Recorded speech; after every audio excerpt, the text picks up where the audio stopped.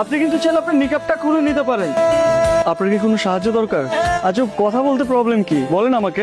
আপনি আবার আমাকে বিরক্ত করতে এসেছেন, আপনি প্লিজ চলে যান। আপনাকে দেখে অনেক বিপদগ্রস্ত মনে হচ্ছিল, তাই মনে হচ্ছিল আপনার কোনো সাহায্য দরকার। এই শহরে তো নানান ধরনের মানুষ থাকে, ভালো মানুষ খুঁজে পাওয়া খুব কঠিন। ঠিক আছে, আপনি সাবধানে থাকবেন। শোনেন, আমি আসলে বাসা থেকে পালিয়ে এসেছি। তারা আমার বিয়ে ঠিক করেছে অন্য একটা জায়গায়, আমার অমতে। বুঝতে পেরেছি। তাহলে আপনাকে কিভাবে সাহায্য করতে পারি আপনি বলুন। আপনি কি কয়েকদিনের জন্য আমার একটু থাকার ব্যবস্থা করে দিতে পারেন? আপনি একটু দেখেন না প্লিজ। এভাবে মেয়েটাকে একা রাস্তায় কিভাবে ফেলে যায়? এই প্রথম কোনো মেয়েকে দেখে এক দেখে এতটা ভালো লাগছে। তাছাড়া একটা মায়াও কাজ করছে। বাসা নিয়ে যাব। আচ্ছা, আপনি কিছু না মনে করলে আপনি চাইলে আমার সাথে আমার বাসায় যেতে পারেন। আমার বাসায় 2টা বেডরুম আছে। মাঝে মধ্যে মা গ্রাম থেকে আসলে আমার সাথে থাকে আর কি। আপনার যদি কোনো আপত্তি না থাকে তাহলে আমাকে বিশ্বাস করতে পারেন। হাতে এটাকে নানি নাকি? গ্রাম থেকে নানি রেডি আইছেন? ওয়াইফ রোশা। কি আপনার ওয়াইফ মানে? আপনি তো ব্যাচেলার, আপনি বিয়ে করলেন কবে? আরে এবার ছুটি দিয়ে যে বিয়েটা সেরে ফেললাম আর কি। আমাদের তো কিছু বললেন না। এটাই আমার বাসা। 2টা বেডরুম আছে। ওই পাশের রুমটা আমি থাকি, আর এই পাশের রুমটা মোস্ট অফ দ্য টাইম খালি থাকে। আপনাকে আমি কি বলছিলাম, আপনি ফ্রেশ হয়ে রেস্ট করবেন। আপনি বাসা গুছাতে গেছেন কেন?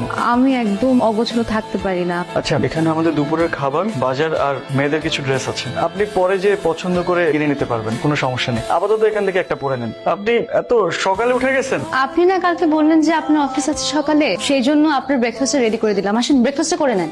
আপনি এত কিছু কেন করতে গেছেন? আর আমি তো সকালে খাই না। অফিসে যে চা অথবা কফি একটা খেয়ে নিই, ওটাই সকালের ব্রেকফাস্ট। আপনি হালকা কিছু খেয়ে নেন। এটা কি? আপনার টিফিন বক্স। আমি তো অফিসে টিফিন বক্স নিয়ে যাই না। তো আপনি লাঞ্চ করবেন না? ধরেন আমি বাসার খাবার খেলাম, এখন বাসার খাবার যদি আমি অফিসে নিয়ে যাই, তারপর যদি আমার কলিগরা বলে যে বাসার খাবার কই থেকে আসলো, তখন আমি তাদেরকে কি বলবো? বলবেন আপনার মানে বলবেন না আপনি বাসায় একটা কাজের লোক রেখেছেন, সে রান্না করে দিয়েছে। আপনার কি মনে হয় আমি বাসায় একটা কাজের লোক রেখেছি? আপনি কিন্তু সবসময় একটা কথার অন্য একটা মিনিং খুঁজে বের করেন। আমি মোটেও ওভাবে বলিনি। ফোনটা আপনি রাখেন, আর যদি কোনো প্রবলেম হয় আমাকে ফোন করবেন। মনটা কি বেশি খারাপ? লুকাচ্ছেন কেন? কিছু মানুষ মন খারাপ করলে তার চেহারা সেটা বোঝা যায়। আপনার প্রচন্ড মন খারাপ। মানুষের জীবনটা অনেক অদ্ভুত। আপনার জীবনে কখনো কখনো এমন কিছু ঘটনা ঘটবে, আপনি হয়তো সেগুলো কখনো কল্পনাও করতে পারেননি।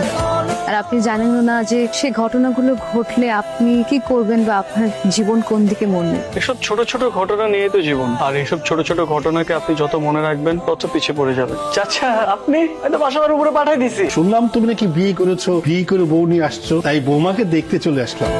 তো বৌমা কোথায়? বৌমাকে ডাকো। রুষা, রুষা, রুষা।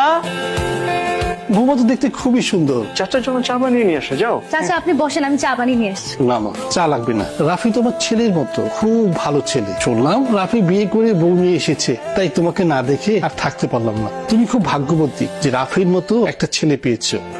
আমি দোয়া করি তোমরা যেমন সারা জীবন একসাথে সুখে শান্তিতে থাকতে পারো। জায়গাটা ভীষণ সুন্দর। আমি অনেকদিন এরকম প্রাণ খুলে নিঃশ্বাস নিই না। মানুষের ডিপ্রেশনের সবচেয়ে থেকে বড় ওষুধ হচ্ছে প্রকৃতি। যে মানুষ সবচেয়ে থেকে বেশি প্রকৃতি উপলব্ধি করতে পারে, সে তার জীবনে সবচেয়ে থেকে বেশি প্রশান্তি খুঁজে পায়।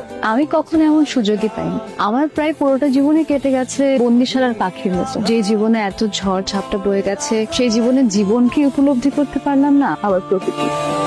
আপনি তো সব বাধা ভেঙে বেরিয়ে এসেছেন, এখন একটু নিজেকে নতুন করে তৈরি করেন না। চাইলে কি সব পাওয়া যায় না? সৃষ্টিকর্তা আমাদের সব আশা পূরণ করেন না। ওই যে কথা বলে না, যা পাই তা চাই না, আর যা চাই তা পাই।